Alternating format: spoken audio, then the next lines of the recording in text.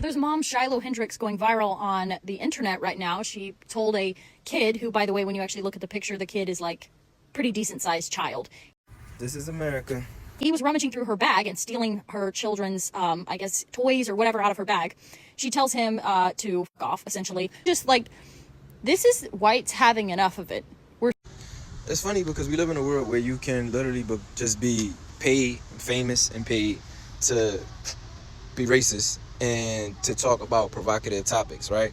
Like, it's several of these type of people that exist in the world who you don't know them. You don't know who they are, where they come from. You know, they don't have really no credentials. Maybe they married to, some racist somewhere who is popular for being racist, and then they just, because of TikTok and Instagram and social media, they could just pick up a camera and just start saying inflammatory stuff, and then they get invited to talk on this show and that show and this podcast and that podcast, and they make a career out of it, right?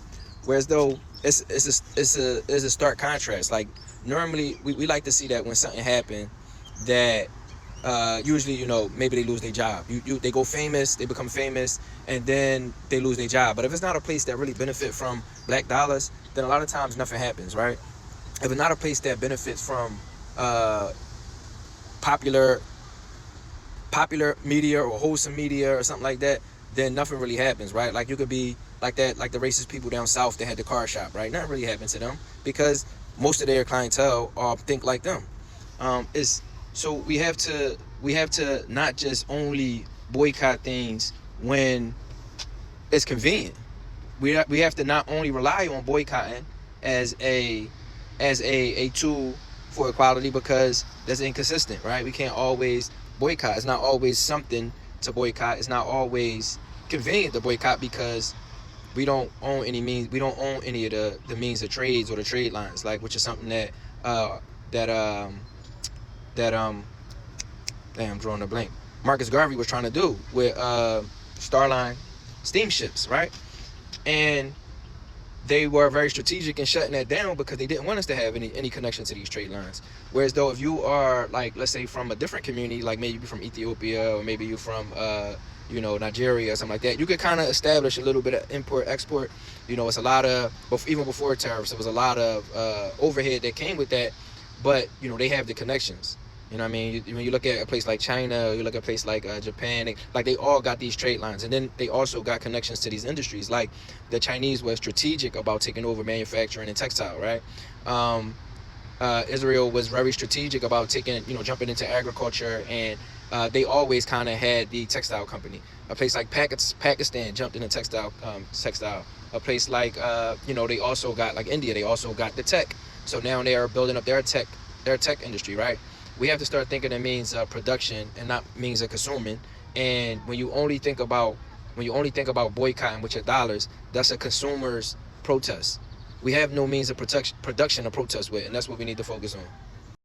When I say that the Chinese bought into these industries, I'm not being derogatory, right? It's a book called Poor White Trash, right?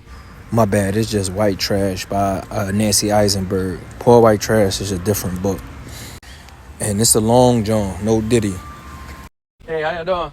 Poor White Trash. It talk about how the Chinese, how the Jewish, how the Indians, like how they all, work as a country really hard to fighting to get into these industries. They all kind of chose a path or chose an industry. A lot of them overlapped in textile, but they also did other things. Like, the Asians were good at fishing, so they went to like places like Mexico and South America, and like they worked long, hard hours. They was working so hard in places like Argentina. The Chinese was working so hard in places like Argentina that the government had to start to stipulate like work mandates, because nobody was outworking them. You know what I'm saying? Like, they would get these farms and these fisheries, and they would put in like 16-hour days, right? And it was killing the industry. They took over a lot by just being willing to work more than everybody else, right? And you can't knock that. You know what I'm saying? That's how you get it out the mud. When you say getting it out the mud, they really got it out the mud, right? Now, of course, hindsight being 2020, we know that, them being under a growing communist country, a lot of them didn't really have a say so in they didn't have a say so in whether or not they were working, 16 hours. A lot of them. I ain't gonna say all of them. Some of them just had that grit. Now, and it do that for different countries. The book, I didn't finish the book yet, so, but it breaks down all of the different countries who like really use their manpower, use their finances smaller than they had less money than Western countries, as a country considering that they had way more people and a lower GDP, right? They use their man hours. Bottom line, right?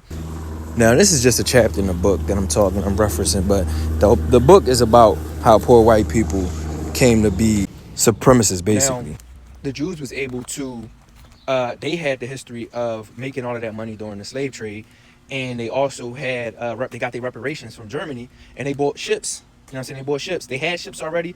They had trade routes already. They bought ships, and they turned it up. They bought insurance companies. They started insuring these trips. They already had insurance companies, but they grew all of that stuff with their reparations. They already had money before that. I'm going to just say that.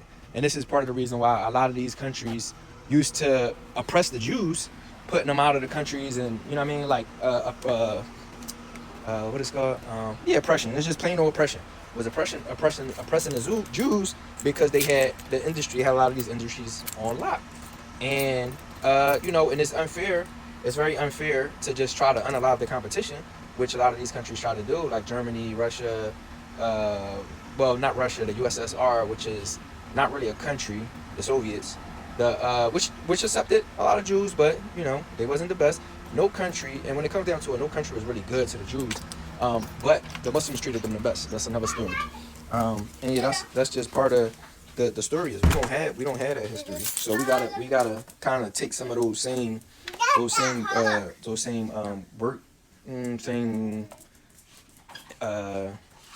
I'm trying to say. Wait, those same ethics and ideas and methods to try to do something similar, but on I guess I would say a smaller scale. Because when you white and in America, you don't have to worry about owning an industry, because everything is kind of built around your comfort. You know what I'm saying? These institutions that use weapons and force to push the dollar, and the dollar being and make the dollar a power or a commodity. This is a way that they was able to do it without hard work. You know what I'm saying? Just war. And that's plain and simple. We don't have that as an option either. So.